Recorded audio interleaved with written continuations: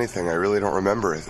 We've played probably 5,000 shows in like 10 years. So, a lot of shows, man.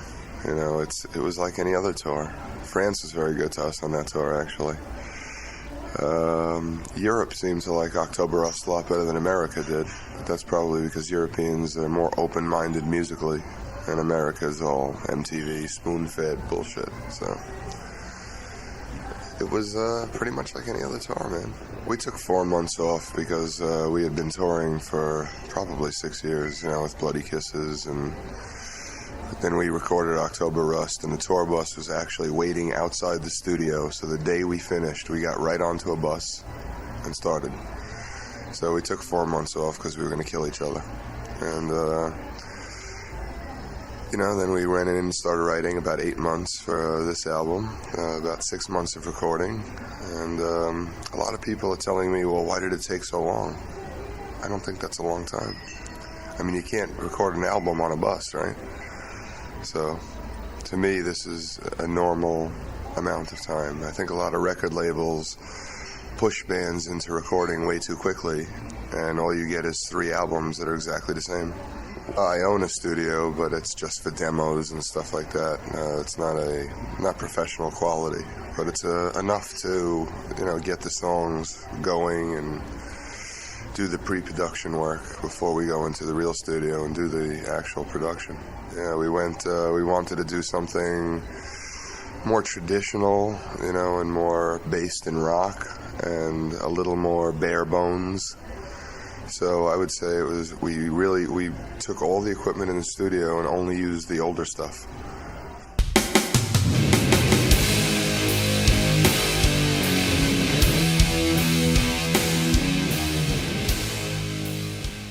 We've always been a very dark band, but this was probably our darkest record because of what's happening to us personally, you know, in music. And if you sit on a bus for, you know, 6 to 8 years, you'll probably be taking some drugs and doing some really fucked up things just to live through it. So I think it's just the mental state of the band at this point. And, you know, being in a band, when somebody's suffering, we're all suffering. It's like a family, you know. I haven't talked to Kenny in 2 days because I'm ready to kill him. So we have all the same problems that a family do, you know. We hate each other, we love each other. It's fighting, crying, everything. So I think that's what makes the band. It's a reflection of the mental state, always. I don't think it's the tragedies that have transformed it. I think it's, you know, you grow up too, you know. I mean, I'm 36 right now, so if you stay the same over 10 years, I think there's something very wrong with you, you know. And experiences in life have to contribute to art. If they don't, then to me it's not worth listening to. You know, I don't want to do 5 albums that sound exactly the same. That's very boring. And I think this is just a natural evolution. As you get older, you know, people around you start to die. You know, you look very young, so you're not going to have that problem for a long time.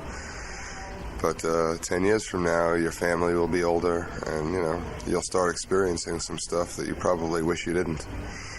And I don't think that should be excluded from a band's material. I think fans should go through life experiences with the band. Not, you know, we don't come out here and tell people bullshit. We're going to tell you exactly what's happening. And I think this album does. We did have songs like Death in the Family, Red Water. You know, these things are all...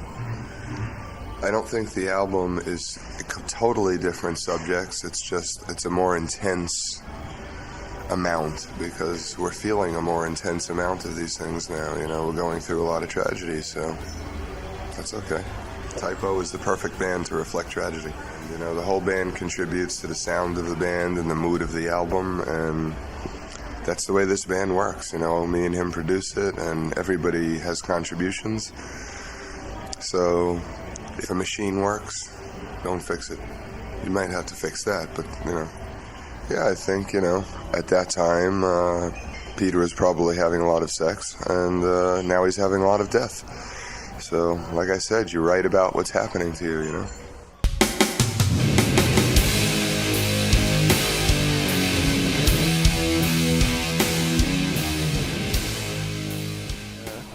God did that. That's just, everything that's killing this band physically. Well, the first one, Sinus, is about cocaine addiction. The second one, Liver, is about alcoholism. And the third one is about smoking. We're not preaching. We're not telling people not to do things. We're not telling them to do drugs. We're just telling you that if you do, you're probably going to die. So you can take that information and do whatever you want with it. I don't tell people how to live their lives. That's just not what we do. We just report the truth, and that's the truth. This time I think, honesty was so important because, we're going through so much hard stuff that honesty became necessary. Oh, it's a very special touch of realism, that's for certain. It's more of an introspective look as to, what's going on right now with us.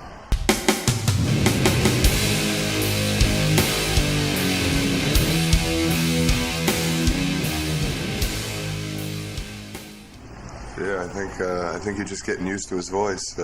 He sings a lot. He sings on Day Tripper, World Coming Down, Hallows Eve, like you said. So he's done more singing on this record than he's done on any other record. I think Kenny's a great singer in his own right. So, why not use everything you have, Peter gets tired on stage, and it's the perfect excuse for him to stop singing.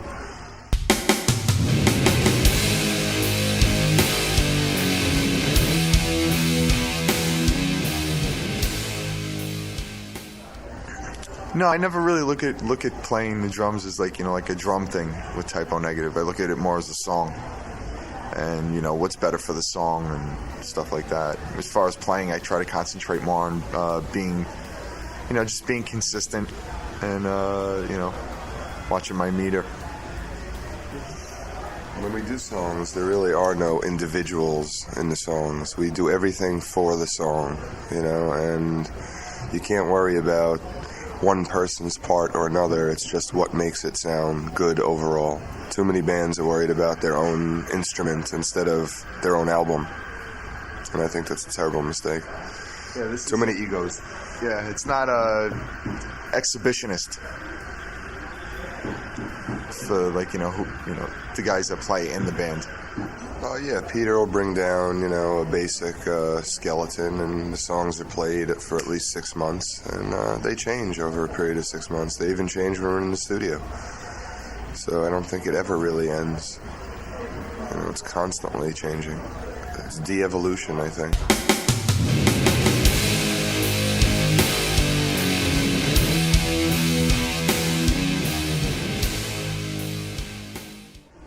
Well, a director brings down a bunch of ideas, and the band puts out a lot of ideas, and usually none of them ever happen. So I'm not really a big video fan, to tell you the truth. I don't think videos have a place in music. I think they're commercials.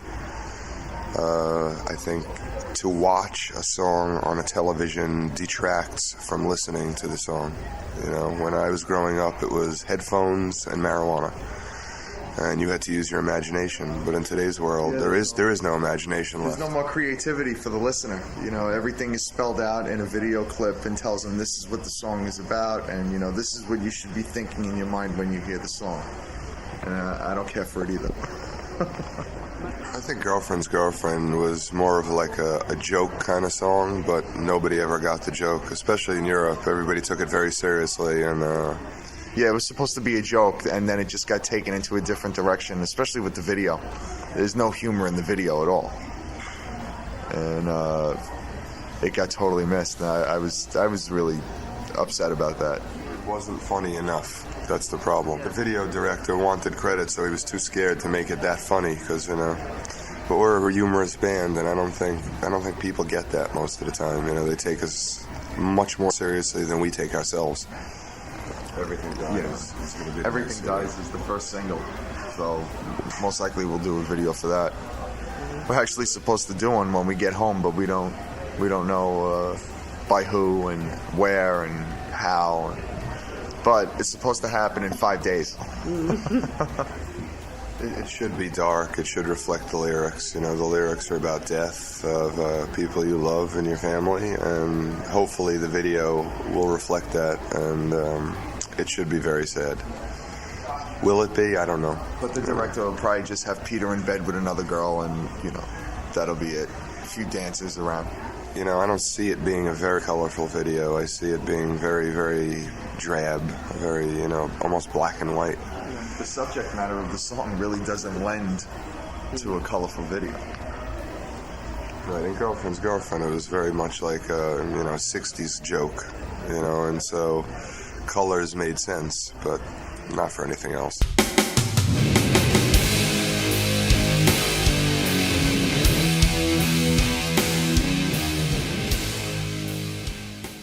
It is Brooklyn. It is Brooklyn. Of course, the Brooklyn Bridge.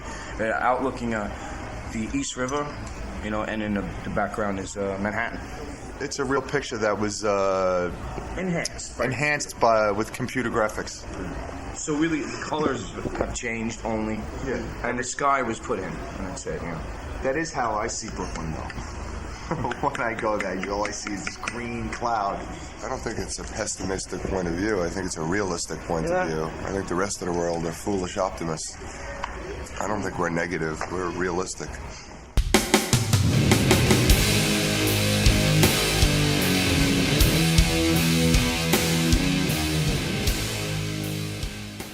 I wasn't in the band. I think Peter chose green because he was trying to, in some way, hang on to his Parks Department job still.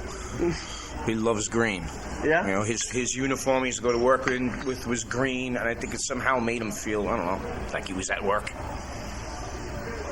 Also, green is like same color as vomit. And then when food gets old and moldy, it turns green. So it kind of goes hand in hand with typo negative. Have you ever seen a Big Mac after 2 weeks sitting on a desk?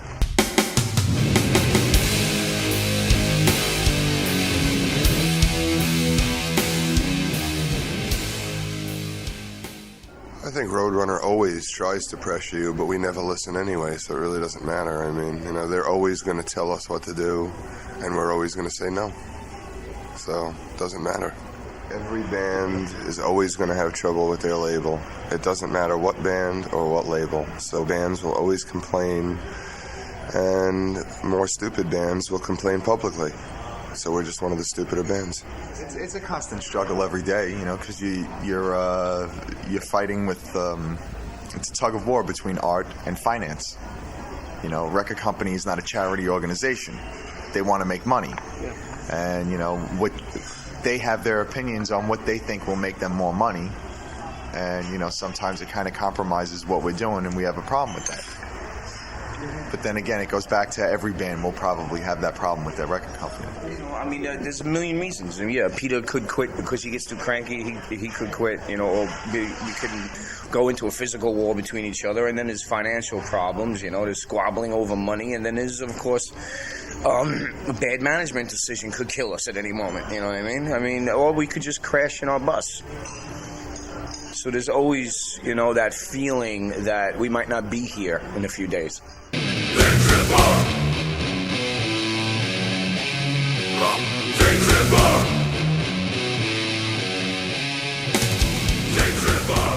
very much. Absolutely. The Beatles have been a band that all of us have loved since childhood, which is about 1950 for us. So, yeah, it was something we really, all four of us, really liked the way it came out. And, it was one of the times that Roadrunner also spent a lot of money to let us do this. So as much as there's a lot of complaining about Roadrunner, there's also some good things as well. Yeah, they've done a lot in recent past to, like, you know, try to, like, you know, be a better company. You know, they're trying to move things in a direction that's for the better. You know, it was another one of those stupid licks Peter would screw around with at sound check and stuff like that. And when I hear one of those licks and down, I know that sooner or later it's going to end up on an album. And sure enough, we were rehearsing for this album, and he started that.